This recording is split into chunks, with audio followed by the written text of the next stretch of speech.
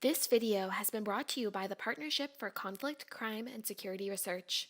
Today, we're joined by researchers from SafeSeas, whose work explores transnational organized crime at sea.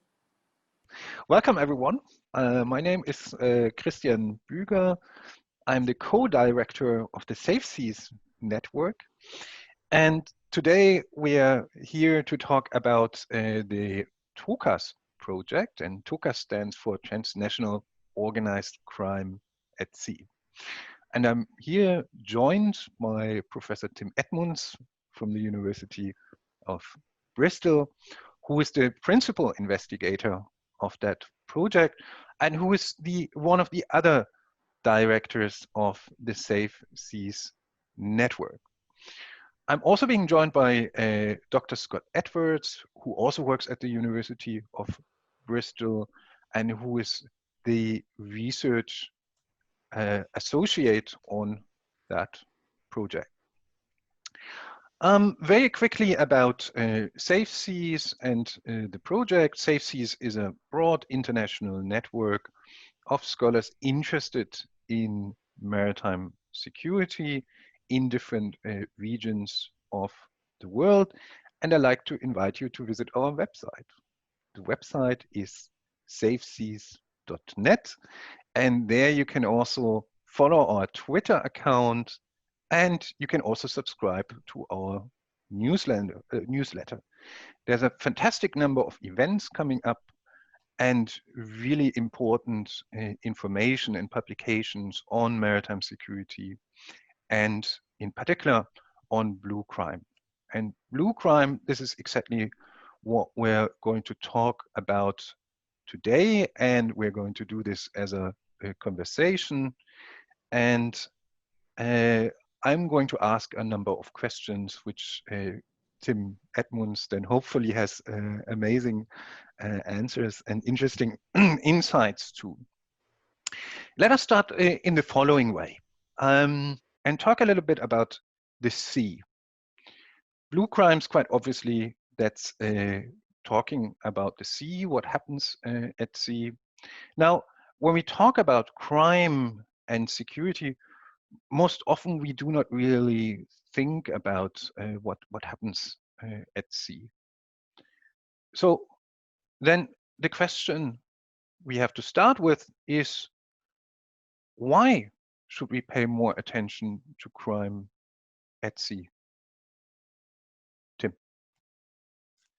Well, I think there's a number of, there's some interesting reasons why I think crime at sea has had less attention paid to it than some other areas. But in terms of the basic reason why I think we need to study it is because, for a start, there's an awful lot of crime that takes place in the maritime arena or in its environs.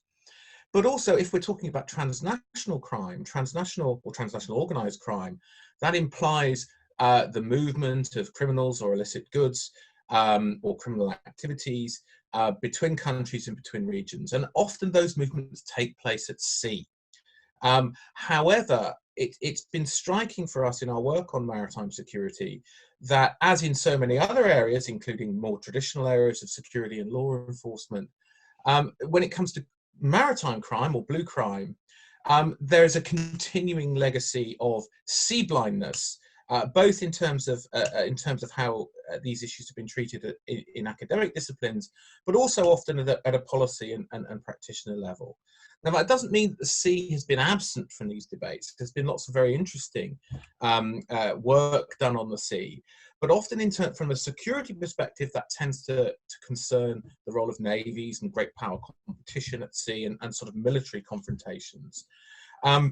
Alternatively, there's a lot of work from legal scholars around the law of the sea and related issues around that.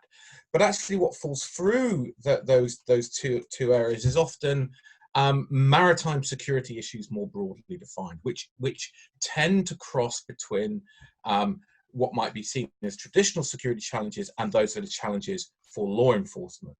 So both at a policy and practitioner level, but also at an academic level, we think there is this very, very interesting space of work around the area of blue crime and maritime security that is both critical for understanding transnational organized crime at sea, but also opens up some very interesting themes and conversations within and between disciplines. I mean, the other point I would make is that this legacy of sea blindness is something that has changed a little bit in recent years, not least because of the rise of piracy off the coast of Somalia in the 2000s that brought a lot of international attention to the issue of piracy, but also issues of illegal fishing, fisheries crime, and so on. That in the UK case, at least, have been particularly brought into focus by the Brexit process.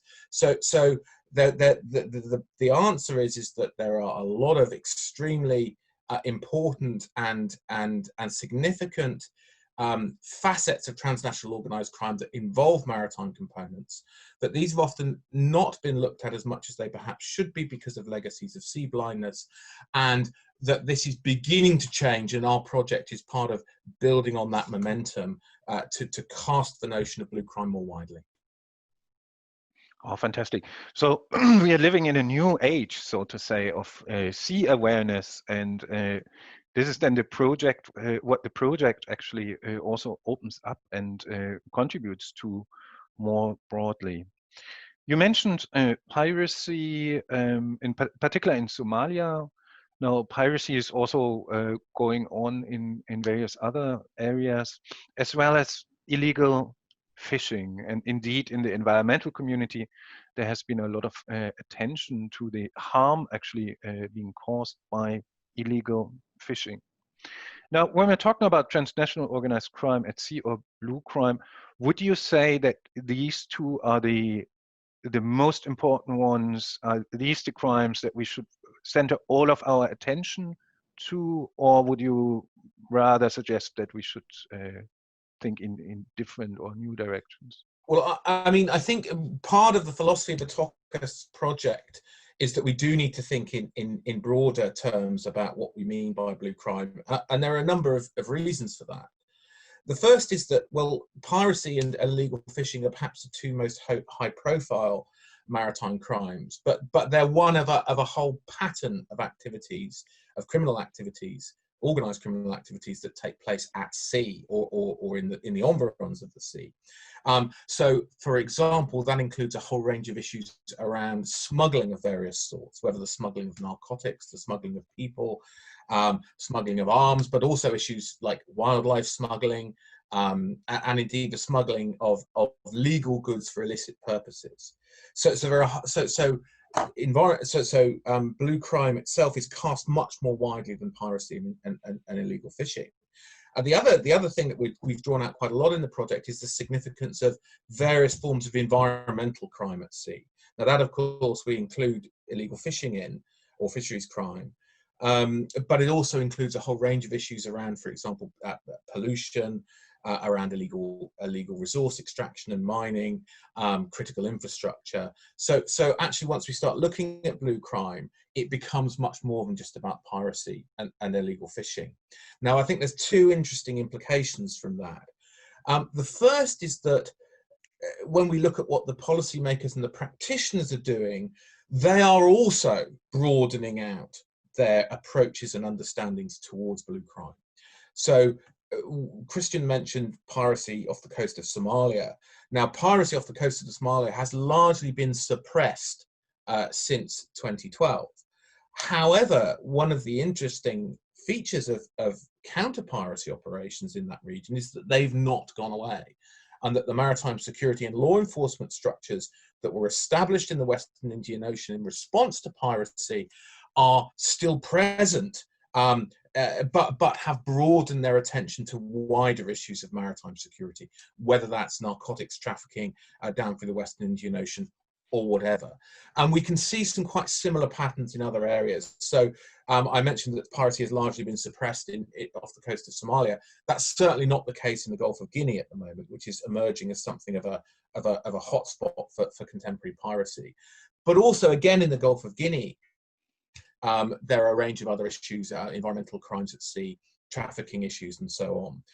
And the second reason why that's important is because we think there's good reason to believe that there are some important synergies and interlinkages between crime. And maybe that's something I can say more about in a minute.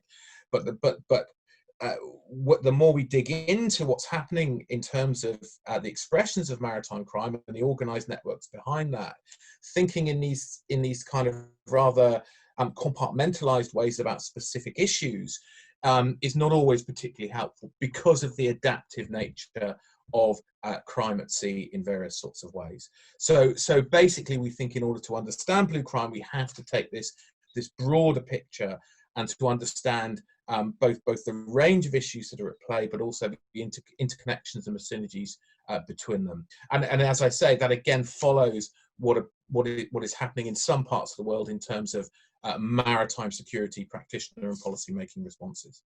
Mm-hmm. So we have to think a little bit more wider in terms of going beyond piracy, going beyond illegal fishing, and of course you mentioned this broader spectrum of environmental crimes. What is of course interesting also here and quite important is this idea to compare over regions, that similar things might be happening, as you just rightfully emphasized. Now, let's talk a little bit about blue crime. So this appears to be a new label. And in one of the articles that is coming out of the TOCAS project, which is forthcoming with the Journal of Marine Policy, there's an argument of why we should talk about blue crime and not transnational organized crime at sea or just crime at sea. So what's behind this, and why should we talk about blue crime and think in terms of blue crime rather than with other labels? So we've opened up what, so we've started to use, and we're working with the concept of blue crime in order to open the space up in terms of precisely these issues that we're looking at. So this actually started from an internal process within the project, where we were trying to grapple at the very beginning of the TOCAS project was, what do we actually mean when we're talking about transnational organised crime at sea? What fits within that category, and what lies outside it? And some of our initial reading and our initial approach, I think we were struggling with some of the more established frameworks for looking at transnational organised crime at sea.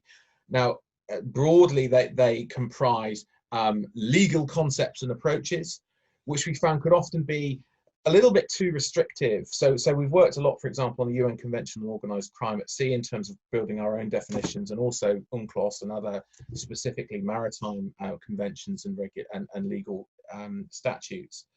But of course, the issue that raises is that crime differs over time and space, because crimes are crimes. They are criminalized through social processes and political processes. And that's a particular issue when we look at issues of crime at sea, both because they take place between and across lots of different national jurisdictions, but they also sometimes take place on the high seas, which are areas of shared or at least partial sovereignty amongst states and governed by the UNCLOS Convention, the UN Convention on the Law of the Sea. And so we found, and also that the issue of so issues of legality can differ, and they also can be conducted by vessels of uncertain nationality or no nationality or whatever. So the concept of how national laws apply and legal concepts at sea is problematic. So we also were looking at and drawing in perspectives from criminology, which we found very helpful. But we also felt that there was a problem of diversity within some of the criminological approaches, in that different theoretical approaches lead to different ways of thinking about what's a crime and what's not. So we needed some kind of halfway house that gave us something to work on, but was broader than perhaps the legal concepts provided. And so we settled on a pragmatic approach through this notion of blue crime that is rooted in legal concepts, but also recognizes their limitations and some of the problems that they have. So we try and complement that with some criminological insights. For example, drawing on some of the work around green criminology in relation to how we think about criminal activities or activities that cause significant harms at sea, but for example, where there may not be obvious human victims, or in certain parts of the world where legal frameworks are not clear or are not applied. So blue crime is a pragmatic concept that tries to let us get at some of these issues through understanding how and where they take place, what the different groups and business models within those different activities are, and how they cross over into each other, and how they cause harms in various different ways, including to the environment and to marine biodiversity and so on.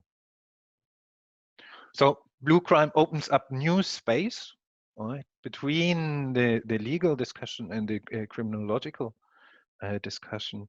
So that's actually a very productive new way then how to think about not only the disciplinary links, but also how different crimes intersect, as you said earlier. I think and that's how absolutely right, Christian, and it actually pushes to understanding, or pushes us to explore the different synergies and commonalities across and between crimes. And I think there's some very interesting, some of the research that we've been doing is drawing out some very interesting findings in that respect. What do you mean by synergies here? Synergies between what?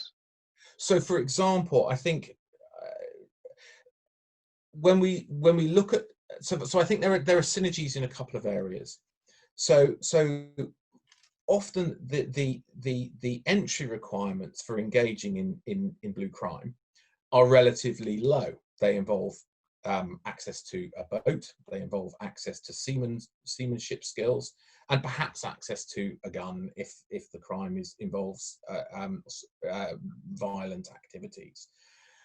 Those kinds of skills can equally be applied to piracy. Those kind of capacities can be applied to piracy. They can be applied to arms smuggling.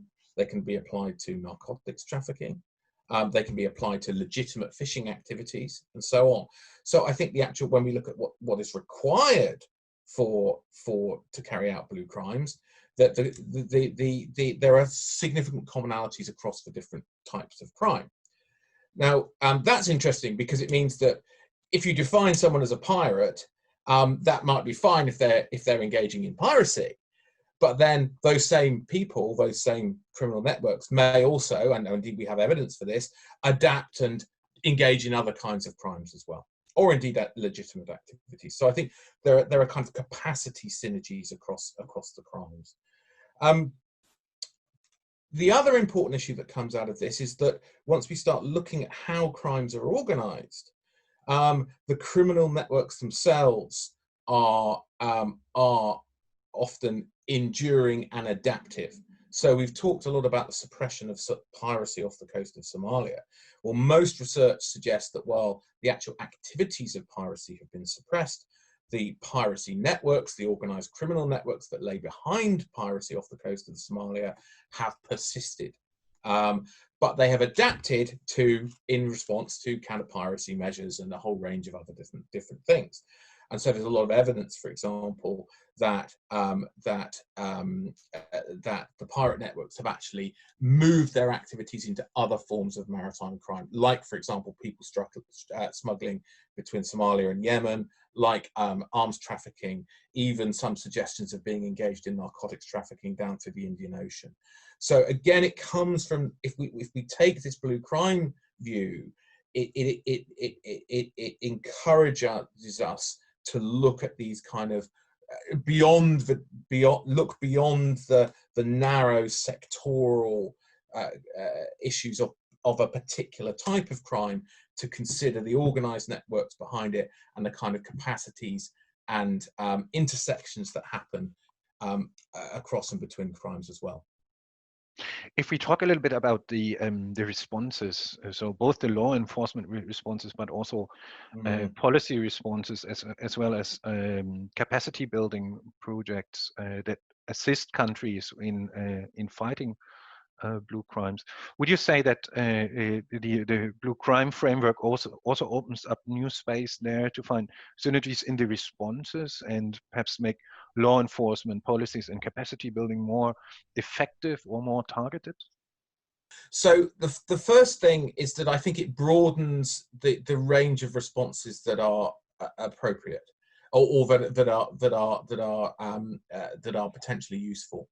So one of the issues with one of the emergent findings of the project is that how we define blue crime, how we see it as a particular kind of problem, tends to engender particular kinds of responses. To date, I think the dominant framework through which many of these issues, particularly piracy, but some of the others as well, have been addressed is through a maritime security lens, or in fishing through a marine management lens.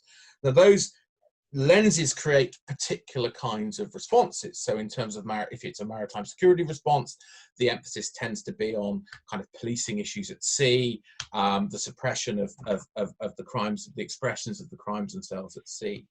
However, if we take a blue crime response, if we look at blue crime more generally, and we look at intersections, we look at synergies, that suggests that we might need to think in broader terms about both what kind of problem blue crimes represent and what appropriate responses might be in that respect. And I think there's a couple of interesting points here. The first one is that maritime crimes in all kinds of ways are linked into what happens on land as well. So they are organized, they are financed, the profits are laundered on land through organized networks.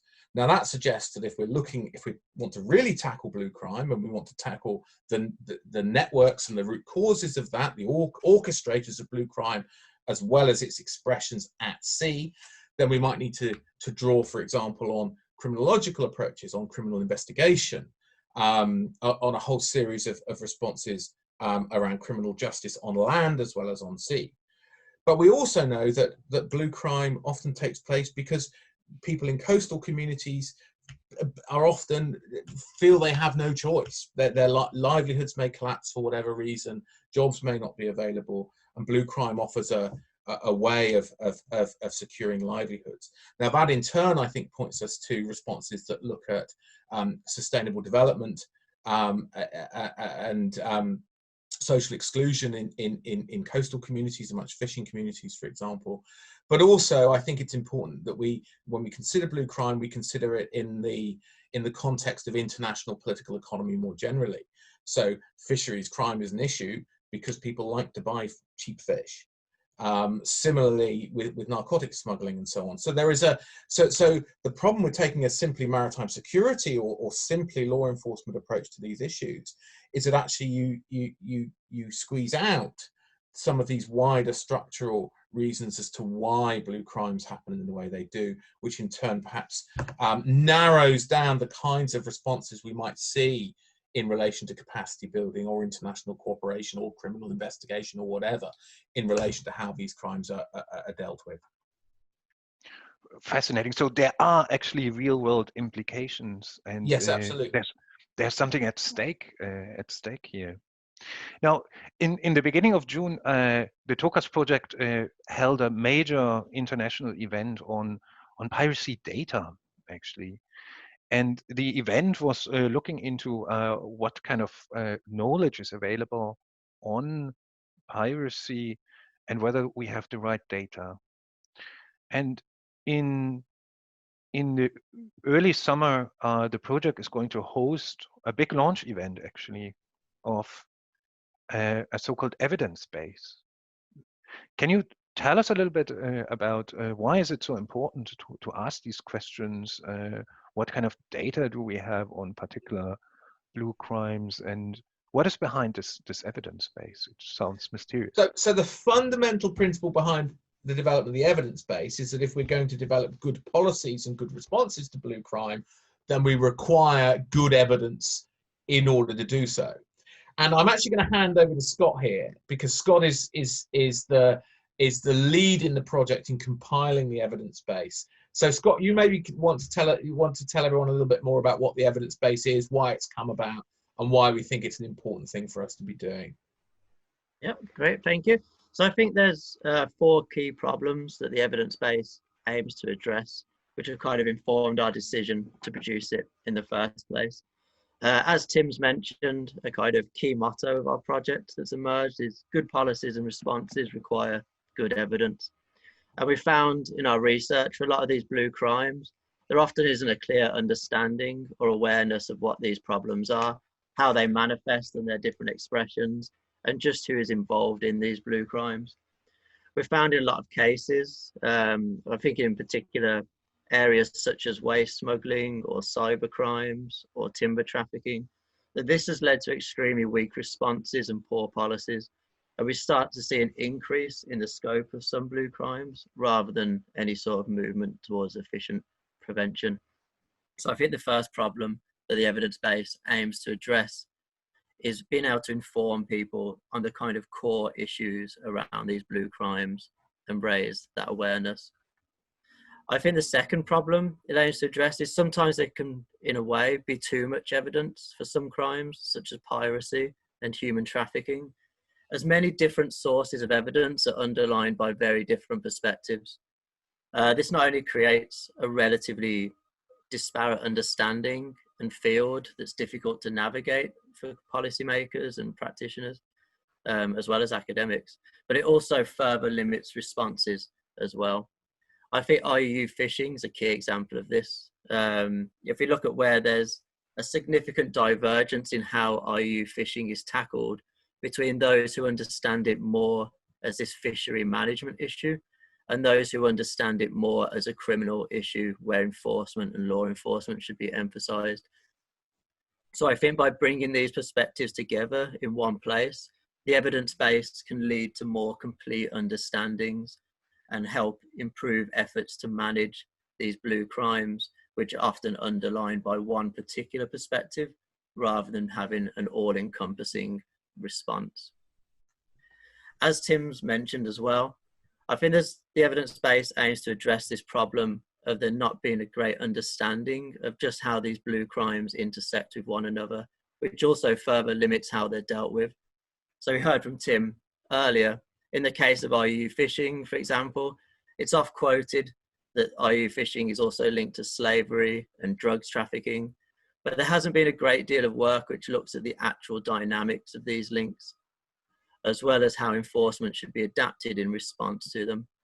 So in effect, I think this means that agencies responsible for these different blue crimes could be working together on different elements of them, but often aren't.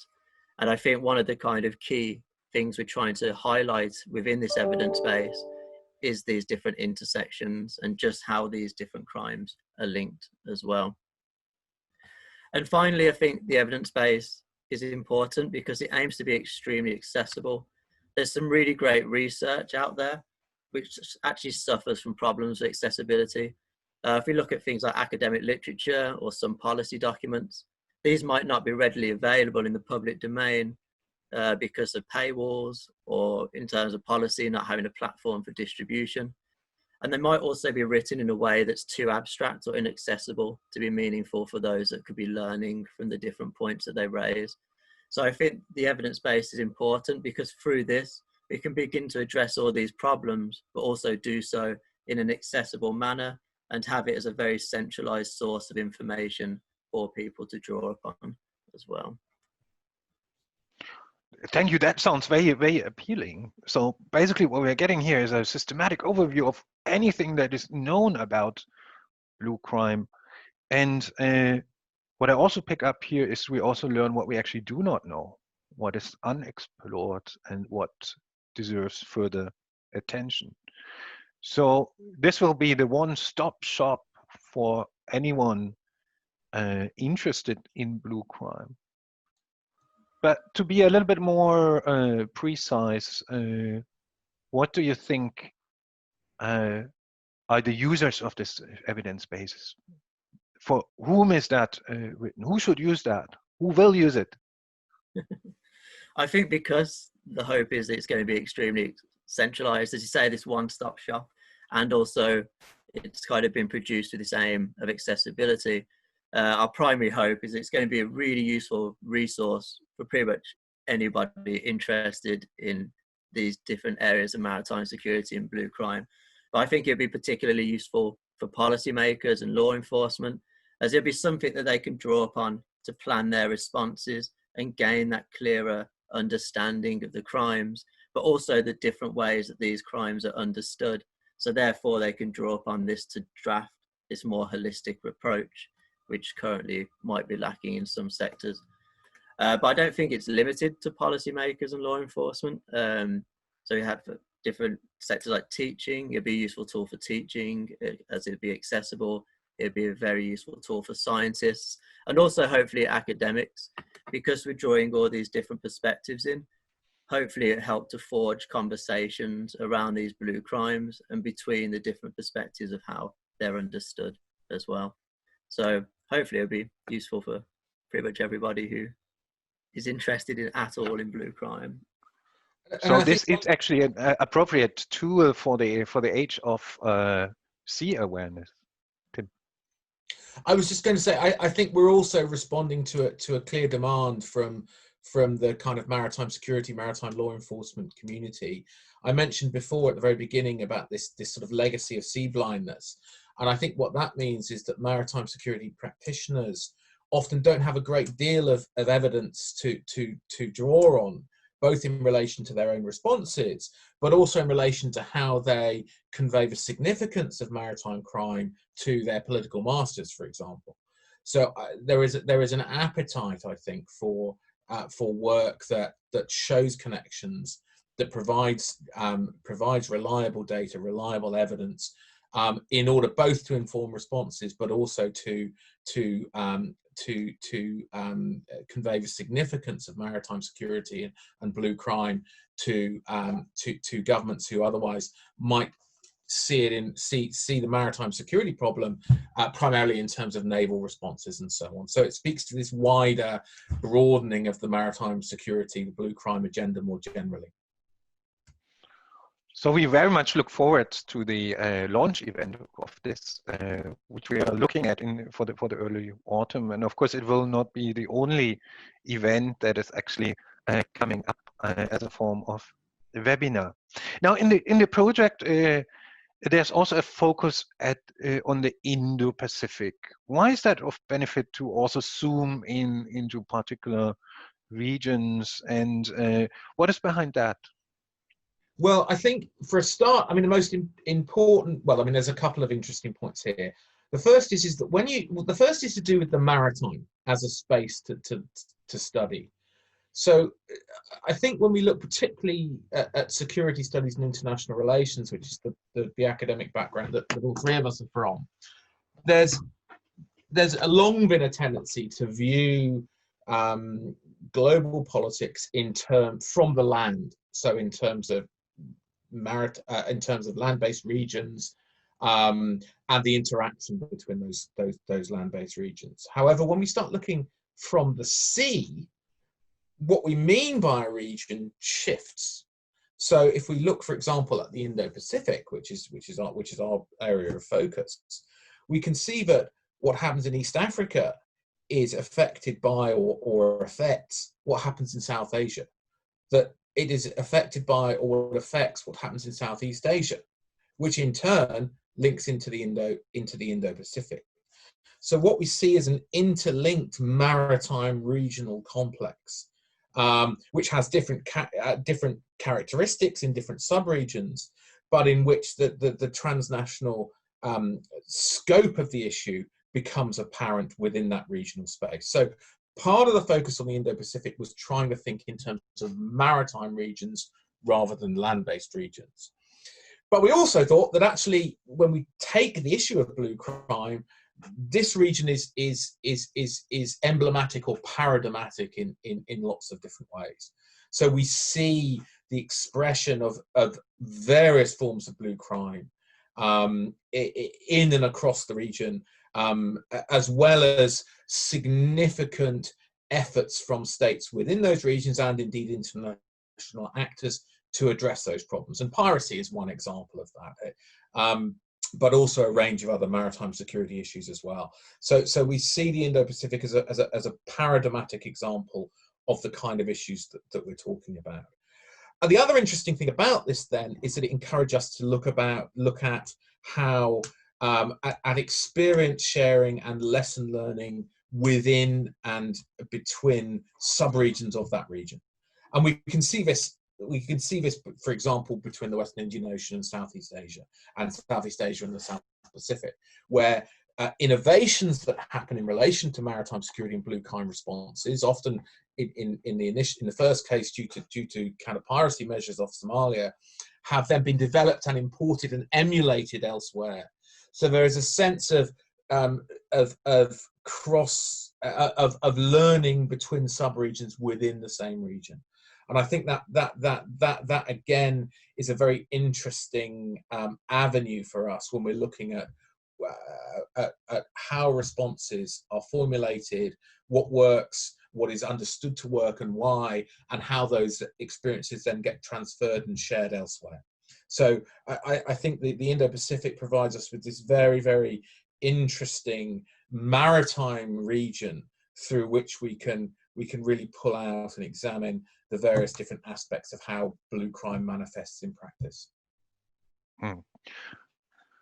So two major points, right? Thinking from the sea, that's a paradigm shift, and looking at the Indo-Pacific then is a paradigmatic region, and that implies to zoom into particular subregions, but also to zoom out. And as you so rightfully stressed, the importance for comparing regions, or for also looking for the lessons that can be transferred from one region to the other.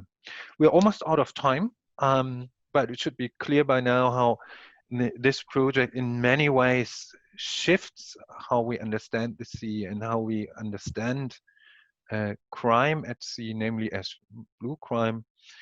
Since we are living in difficult times, my last question concerns the COVID situation.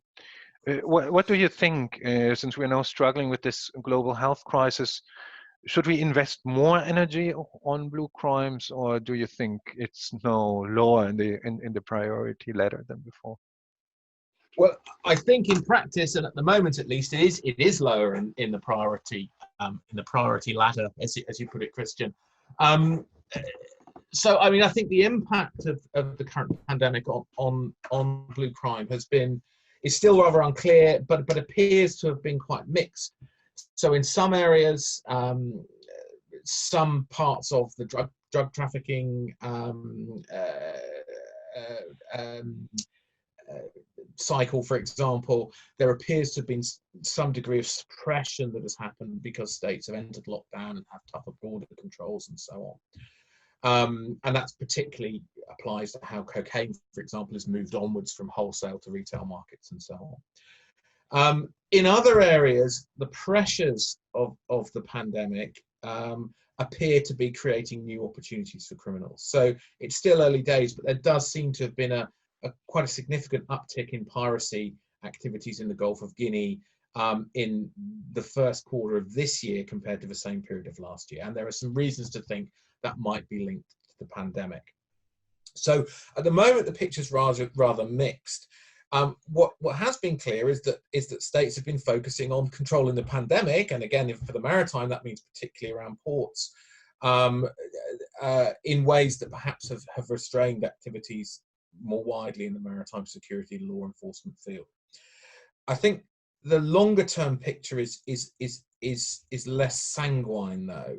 So I think one of the patterns the longer term patterns that appears to be emerging is that those organized crime groups that are best placed to sort of thrive under the pandemic are the most organized, the best resourced, in some ways the most pernicious groups. Those are the groups that have been able to, for example, stockpile narcotics. They're the ones who've been able to take losses and take greater risks, and they're the ones who are basically better able, I think, to weather the temporary storm that the pandemic has created. And we can see that in relation to people trafficking, we can see that in relation to narcotics trafficking and so on. Now, what that suggests is that actually these are the groups that may well come out of this pandemic even stronger than they were before. And again, it applies with illegal fishing as well from the sound of things. So I think that sort of that concentration in more organized groups is a really worrying trend. The other trend that I think is worrying for blue crime is that Again, it's early days, but coastal communities appear to have been hit very hard by the pandemic. Fishing boats have struggled to go out because of lockdowns and so on. Processing and export of fish has been made more problematic because of restrictions on travel and so on. So one of the implications, perhaps over the longer term, is one of of economic deprivation and collapse in livelihoods in some coastal communities. Now, we know from what happened in the wake of previous financial crises, the 1997 Asian crisis, for example, of the 2008 financial crisis, that those kinds of conditions can push people into turning to blue crime, whether for example, that's illegal fishing themselves, whether it's taking on smuggling activities of various sorts in order to help make ends meet. So we could see a more conducive environment for, if you like, people to engage and engage in these kinds of activities at the same time that the core criminal groups have actually strengthened because they've been able to weather the storm. I think that's rather worrying, and that does suggest to me that I think if there's a continued drawdown in maritime security emphasis and capacities in favour of recovery in other areas, I think that has some quite worrying implications for blue crime in the next 2 to 5 years. So without being pessimistic, there are actually quite some worrying tendencies, and that calls for more attention to blue crimes. I think so. And it also pushes us to think again beyond simply the maritime security paradigm. You cannot understand the impact of COVID without understanding how it impacts on the organised criminal networks. You cannot understand the impact of COVID without understanding how that then affects what's happening to people in coastal communities, fishing communities, and so on, in regions where blue crime is an issue. And this is why we need the paradigm shift. So that concludes our conversation. Thank you for joining us here today. We spoke about the importance of the paradigm shift, blue crime. We spoke about sea blindness and sea awareness and how to think more broadly, and about the importance of the evidence base that the TOCAS project is constructing. And we very much look forward to the launch event. And until then, everyone is invited to visit the website of the project, which is at SafeSeas.net. Thank you. This video has been brought to you by the Partnership for Conflict, Crime, and Security Research. You can learn more about our work, including our transnational organized crime theme, at paxresearch.org.uk.